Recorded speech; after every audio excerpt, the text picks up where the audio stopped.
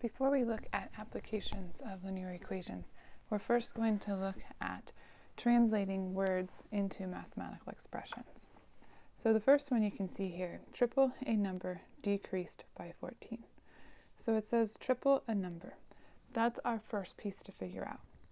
Triple means multiply by 3, a number we don't know in this case, so we'll call that our variable x.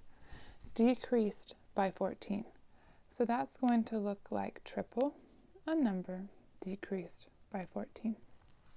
When we try to solve our word equations and we try to translate a sentence into an equation or expression, we have to look at one piece of the sentence at a time.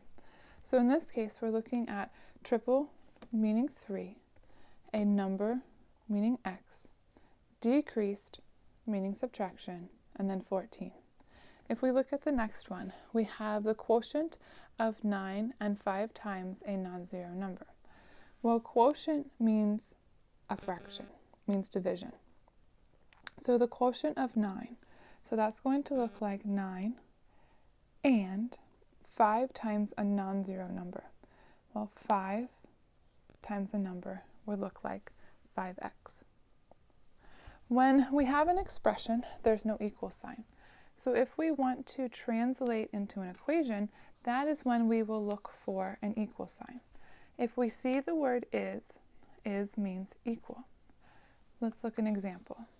The sum of a number and negative 4 is 18. So the sum of a number, sum means plus. So the sum of a number and negative 4 would look like x plus negative 4 equals, we see that is, so that means our equals, and then 18. The sum of a number, that would be our x, and negative 4 is 18. Notice that the phrase of sum, we put that plus where we saw the word and. If you look at our previous example with the quotient, we had the quotient of 9 and a number, and 5 times a non-zero number. Where we saw that and is where we put that division. So keep that in mind as you're trying to write your equations or your expressions using your different rules for the sum and the product and the quotient and the difference to represent our different types of expressions and operations and equations. So let's try again. So here we have, if the quotient of a number and 6 is added to twice the number, the result is 8 less than the number. So let's figure this out one piece at a time. So the first thing we have is the quotient. Quotient is again our division, that's our fraction, of a number and. There's that and again, and that's where we're going to put our operation of our quotient. So the quotient of a number and 6 is going to look like x over 6. Is added, well, that means plus, to twice the number. The result is where we have that equal sign, 8 less than the number. So this is tricky. If we want 8 less than the number, that means we would have our number minus 8. So looking at this one again, we have the quotient of a number and, so that quotient, that division goes where we see the and. 6 is added to twice the number, so 2 times x. The result is, so is our equal sign, 8 less than the number. So 8 less than the number, in this case, looks like x minus 8. Let's try a couple more. Let's look at some applications with this.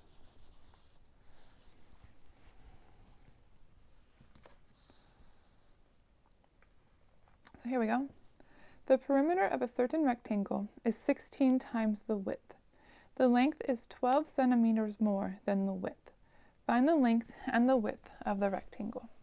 I always think it's helpful to have a picture, so let's draw a picture. Here's our rectangle. It says the perimeter of a certain rectangle is 16 times the width.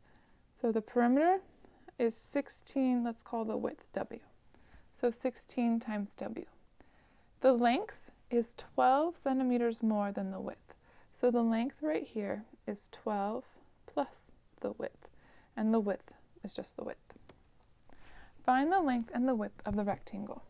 Well, if we want to find perimeter means that we measure all the way around the outside, like if you were putting a fence around your yard. Perimeter is the distance around. So to figure out the perimeter, we would need to add the length plus the width plus the length plus the width. Sometimes you see it written as twice the length plus twice the width, because that would be the length plus the width plus the length plus the width. 2 lengths plus 2 widths. So we know our perimeter is 16 times the width. So if we want to write our equation for the perimeter, well, we know that that is 16W. Oops, that needs to be our equals. Equals twice the length. Well, we're told that the length is 12 more than the width. So for our length, we know that that is 12 plus W plus twice the width. Now we can solve our equation. First, we can distribute. If we have 2 times 12, that gives us 24. Oops, forgot to write the 4. There we go. And then 2 times W, that gives us our 2W. And then we have our 2W from right here, and that equals 16W. Now we can simplify it down. Combining our like terms, we have 2W plus 2W. That's going to give us 4W.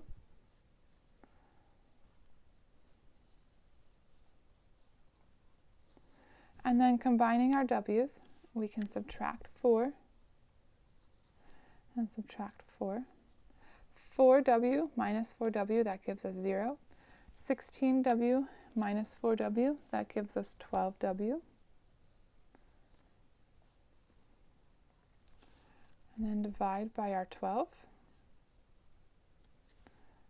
That leaves us with W equaling 2. Now let's check this. We think that W is 2. So that means if we put that back here, that means our width would be 2. And 12 plus 2 would give us 14. So let's see how this works. So then we think our perimeter would be 16 times, remember, leave our parenthesis, we thought our width was 2, equals 2 times our length, which we figured out to be 14, plus 2 times our width, which we figured out to be 2. 16 times 2, that gives us 32. 2 times 14, that gives us 28. 2 times 2 is 4. So we got 32 equaling 32, which means that our width is 2 is a good solution.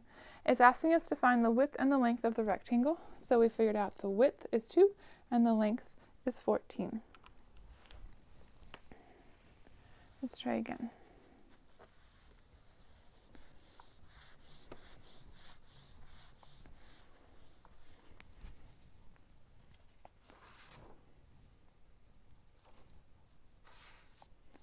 For our next question, it says, on a particular day in 2017, 2 of the longest running Broadway shows were The Phantom of the Opera and Chicago. Together, there were 20,721 performances of these 2 shows during their Broadway runs. There were 3,675 fewer performances of Chicago than of Phantom of the Opera. How many performances were there of each show? So let's see if we can figure this out. We have a little bit of information. Let's read it again and pull out the pieces we know. On a particular day in 2017, that part doesn't matter. 2 of the longest running shows were The Phantom of the Opera and Chicago. So let's call P Phantom of the Opera, and let's call C Chicago. Together, there were 20,721 performances of these 2 shows during their Broadway runs. So that means if we were to add the number of shows of Phantom of the Opera plus the number of shows of Chicago, the total, because it says together, would be 20,721. Then it says there were 3,675 fewer performances of Chicago than of Phantom of the Opera. So what that means is that Chicago was the number of shows of Phantom of the Opera minus 3,675. So there were 3,675 fewer. So that means we have to take Phantom of the Opera and subtract 3,675 to find Chicago. Then it says, how many performances were there of each show? So we need to solve our equation to figure out the number of performances of each. So if together there were 20,721 and Chicago was 3,675 less than Phantom of the Opera, let's take what we know about Chicago from this equation and put it into this equation for our Chicago value. If we do that, it'll look like P plus P minus 3,675. See how we just took out that C value and put in this piece that we also knew C was equal to? And that's going to equal 20,721. Now we can combine our like terms. Here we have a P plus P right there. So that gives us 2P.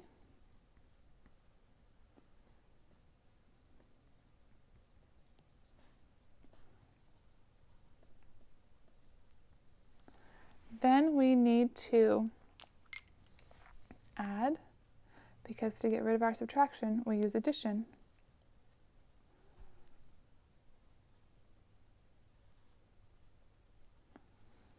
And if we have negative 3,675 plus 3,675, those cancel away.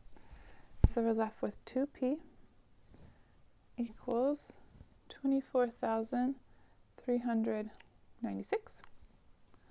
So then if we divide by 2, 2 divided by 2 is 1, so that cancels.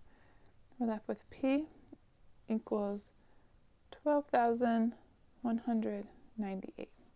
Now let's see what the question is asking us. It says, how many performances were there of each show? So we figured out how many there were of Phantom of the Opera. Now we need to figure out how many there were of Chicago.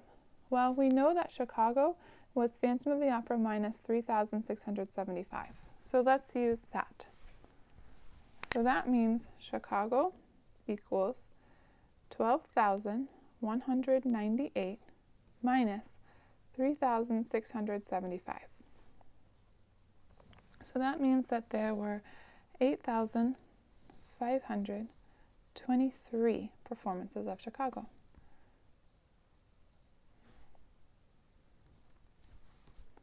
Now we've figured out how many performances there were of Chicago and of Phantom of the Opera.